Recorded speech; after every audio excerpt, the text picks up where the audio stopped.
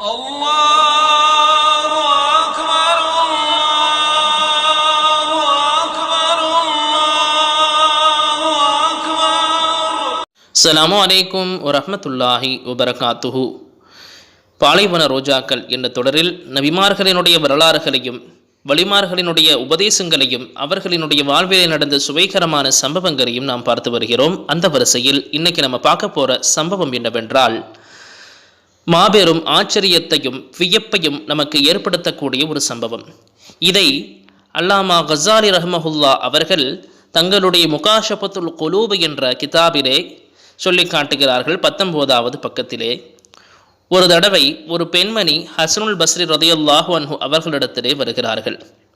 ஹசனுல் பஸ்ரி ரதியல்லாஹு அன்ஹு மாபெரும் இறைநேசர்களில் உள்ளவர்கள், ஆன்மீக குருவுக்கெல்லாம் தலைவராக இருப்பவர்கள். அந்த இறைநேசரிடத்திலே ஒரு பெண்மணி வருகிறார்கள். வந்து சொன்னார்கள், கானத்திலி இப்னத்துன் ஷாபத்துன் ஃபமாதத் வ அஹபபத்து அன் அராஹா ஃபில் மனாமி. எனக்கு ஒரு அழகிய வாலிப மகள் இருந்தால், அந்த மகள் மரணித்து விட்டார், அவரை நான் கனவிலே காண விரும்புகிறேன், எனக்கு நீங்கள் உதவி புரியுங்கள் என்பதாக ஹசனுல் பஸ்ரி ரஹ்மஹுல்லாவிடத்திலே அந்த பெண்மணி கூறுகிறார்கள். அதை கேட்ட ஹசனுல் பஸ்ரி ரஹ்மஹுல்லா அவர்கள் என்னென்ன அமல்களை எல்லாம் செய்தால் கனவிலே அந்த பெண்மணியை பார்க்க முடியுமோ அதற்குண்டானவற்றை கற்றுக் கொடுத்தார்கள். அதே போல அந்த பெண்மணியும் தன்னுடைய மகளை பார்க்க வேண்டும் என்ற ஆசையிலே சென்று தூங்குகிறார்கள். கனவிலே தன்னுடைய மகள் நரகவாசிகளினுடைய ஆடையை அணிந்திருப்பதையும், மகளினுடைய கழுத்திலே சங்கிலிகள் போடப்பட்டிருப்பதையும், மகளினுடைய கால்கள் கட்டப்பட்டிருப்பதையும் பார்க்கிறார்கள். இதை பார்த்துவிட்டு ஹசனுல் பஸ்ரி ரஹ்மஹுல்லாவிடத்திலே அதை சொல்லி மிகவும் அந்த தாய் கவலைப்பட்டார்கள். சிறிது காலம் கடக்கிறது. அதற்கு பிறகு ஹசனுல் பஸ்ரி ரஹ்மஹுல்லா அவர்கள் ஒரு நாள் கனவு காண்கிறார்கள். அந்த பெண்மணி சொன்ன அந்த மகள் சொர்க்கவாசியினுடைய நிலையிலே தலையிலே கிரீடங்கள் எல்லாம் எய்தப்பெற்று அழகான முறையிலே காட்சியளிக்கிறார்கள். அப்பொழுது அந்த பெண்மணி ஹசனுல் பஸ்ரி ரஹ்மஹுல்லாவை பார்த்து கேட்கிறார்கள், அமா தஅரிஃபுனி அன இப்னத்துல் மர்அத்தில்லதி அத்தத்துக்க. என்னை உங்களுக்கு தெரியாதா? நான் யாருடைய மகள் தெரியுமா?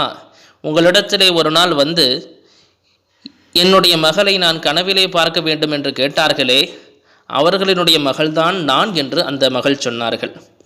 வகாலத் லகி கதா ஃபகால லஹா மல்லதி சய்யரக இலாமா அரா. அப்பொழுது ஹசனுல் பஸ்ரி ரஹ்மஹுல்லா அவர்கள் கேட்டார்கள் அந்த பெண்ணிடத்திலே, என்ன விஷயம், உங்களுடைய நிலை எப்படி இவ்வளவு உயர்ந்த நிலையாக மாறிவிட்டது என்று கேட்டார்கள். அப்பொழுது அந்த பெண்மணி சொன்னார்கள், மர்ரபினா ரஜுலுன், எங்களை ஒரு மனிதர் கடந்து சென்றார், எங்களுடைய கபரஸ்தானை ஒரு மனிதர் கடந்து சென்றார். அவர் எம்பெருமான் ஸல்லல்லாஹு அலைஹி வஸல்லம் அவர்களின் மீது ஸலவாத்தை ஓதிக்கொண்டு கடந்து சென்றார். ஒரே ஒரு தடவை ஸலவாத்தை ஓதிக்கொண்டு அவர் கடந்து செல்கிறார். நான் அடக்கப்பட்டிருக்கக்கூடிய கபரஸ்தானிலே கிட்டத்தட்ட 500 நபர்கள், மௌத்தானவர்கள் அடக்கப்பட்டிருக்கிறார்கள். எப்பொழுது இந்த நபர் ஸல்லல்லாஹு அலைஹி வஸல்லம் அவர்களின் மீது ஸலவாத்து ஓதியவராக கடந்து சென்றாரோ, ஃபனூதிய, அப்பொழுது ஒரு சத்தம் எங்களுக்கு கேட்டது, இர்ஃபஉல் அஸாப அன்ஹும் பிபரகதி ஸலாத்தி ஹாதர் ரஜுல். இந்த ஒரு நபர் அன்னலம் பெருமானார் ஸல்லல்லாஹு அலைஹி வஸல்லம் அவர்களின் மீது ஸலவாத்து ஓதியதினுடைய பரக்கத்தால் இந்த 500 பேரை விட்டும் வேதனையை உயர்த்தி விடுங்கள், எடுத்து விடுங்கள் என்று ஒரு சத்தம் கேட்டது. அதற்கு பிறகு எங்களுடைய வேதனைகள் எல்லாம் போய்விட்டது, நாங்கள் சொர்க்கவாசிகளாக ஆகிவிட்டோம் என்று அந்த பெண்மணி கூறுகிறார்கள். பாருங்கள், எம்பெருமான் ஸல்லல்லாஹு அலைஹி வஸல்லம் அவர்களின் மீது ஒரே ஒரு தடவை ஸலவாத்து ஓதியதற்கே இவ்வளவு பெரிய நற்பாக்கியங்கள் இருக்கிறது என்றால், 50 வயது வரைக்கும் பெருமானார் ஸல்லல்லாஹு அலைஹி வஸல்லம் அவர்களின் மீது ஸலவாத்து ஓதிக்கொண்டே நாம் வருவோமே என்று சொன்னால், நமக்கு பெருமானாரினுடைய ஷஃபாஅத்து கிடைக்காத நாளை மறுமை நாளிலே அல்லாஹ் நிச்சயம் ஷஃபாஅத்தை கொடுப்பான் என்பதாக அல்லாமா கஸாலி ரஹ்மஹுல்லா அவர்கள் தங்களுடைய முகாஷபத்துல் குலூபிலே சொல்லி காட்டுகிறார்கள். மீண்டும் அடுத்த முறை பாலைவன ரோஜாக்கள் என்ற தொடரிலே உங்களை சந்திக்கின்றேன். அஸ்ஸலாமு அலைக்கும் வரஹ்மத்துல்லாஹி வபரகாத்துஹு.